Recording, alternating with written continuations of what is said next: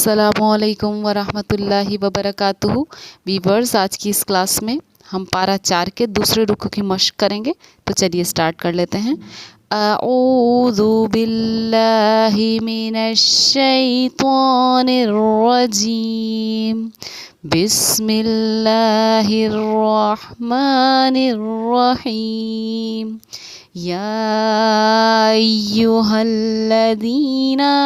आमनु इत्तक़ुल्लाहा हक़्क़ तुक़ातिही वला तमूतुन्ना इल्ला व अंतुम मुस्लिमून। वअतसिमू बिहब्लिल्लाहि जमीअन वला तफर्रक़ू वज़्कुरू निअमतल्लाहि अलैकुम इज़ कुन्तुम अअदाअन फ़अल्लफ़ बैन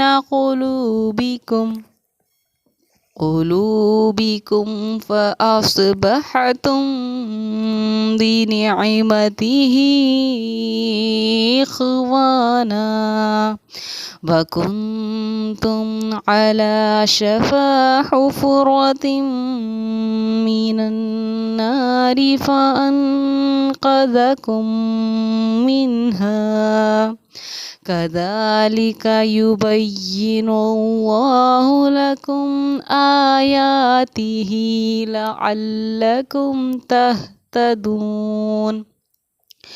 वल्तकुम मिनकुम उम्मतुन यदऊना इलल खैरि व यअमुरूना बिलमारूफि व यनहौना अनिल मुनकर व उलाइका हुमुल मुफ़्लिहून।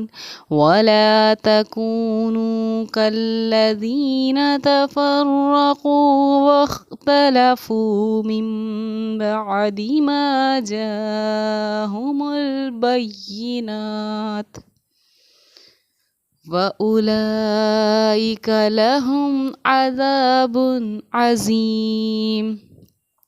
यौम तबयज़्ज़ु वुजूहुन व तस्वद्दु वुजूह फ़अम्मल्लज़ीना अस्वद्दत वुजूहुहुम अकफ़रतुम बअद ईमानिकुम फ़ज़ूक़ुल अज़ाब बिमा कुन्तुम तकफ़ुरून। व अम्मल्लज़ीना अब्यज़्ज़त वुजूहुहुम फ़फ़ी रहमतिल्लाह हुम फ़ीहा ख़ालिदून। तिल्का आयातुल्लाहि नत्लूहा अलैका बिलहक़ वमल्लाहु युरीदु ज़ुल्मन लिल आलमीन। वलिल्लाहि मा फ़िस समावाति व मा फ़िल अर्ज़ व इलल्लाहि तुरजउल उमूर।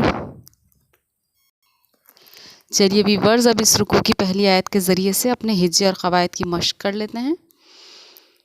या खड़ा ज़बर या, हुरूफ मद हमज़ा या ज़बर आई या आई। अब इस हुरूफ मद्दा को समझिए वीवर्स कि हुरूफ मद्दा जब भी हमारा आता है तो हमें दो चीज़ें देखनी होती हैं। हुरूफ मद्दा के बाद हमज़ा के बारे में देखना होता है और हुरूफ मद्दा के बाद वाले हुरूफ पर कौन सी हरकत जारी है ये देखना होता है। अगर हुरूफ मद्दा के बाद हमज़ा इसी कलमे में है तो इस मद का नाम होता है मद मुतस्सिल। तफसीर इसकी ये है, मद मुतस्सिल मद वाजिब बामानी अहम होगा। पढ़ने का तरीक़ा इसका यह है कि इसकी मिक़दार हमारी 4 अलिफ़ होगी। मीन्स इसको हम 4 अलिफ़ के बराबर खींचकर पढ़ेंगे, इसीलिए हमने इसको पढ़ा या अय्युहल्लज़ीना, इसलिए हमने इसको 4 अलिफ़ के बराबर खींचा।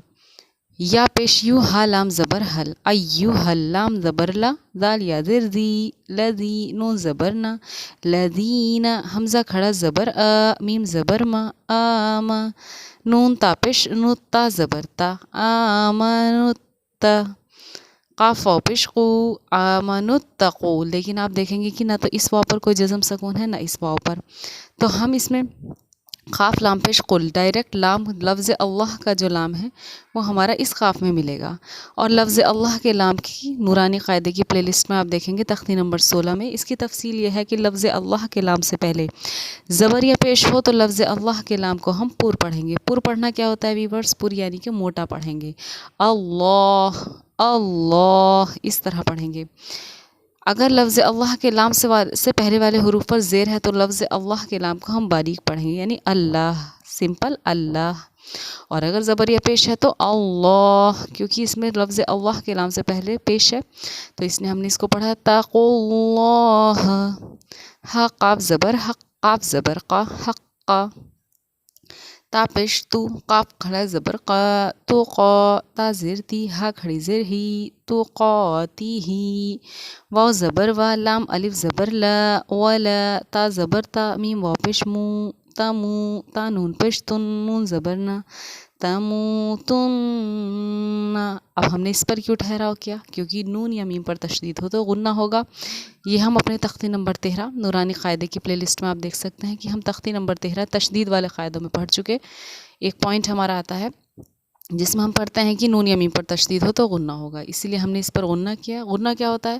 ناک میں تھوڑی دیر آواز کو چھپانا ہمارا غنہ کہلاتا ہے، اسی لیے ہم نے اس کو پڑھا تن، حمزہ لام زر، ال لام الف زبر لا، الا، واو زبر وا، حمزہ نون زبر ان، تا میم پیش تم، وانتم، میم سین پیش مس، لام زر لی، مسلی، میم واو پیش مو، مسلیمو، نون زبر نا، مسلیمون، آگایت مسلیمون۔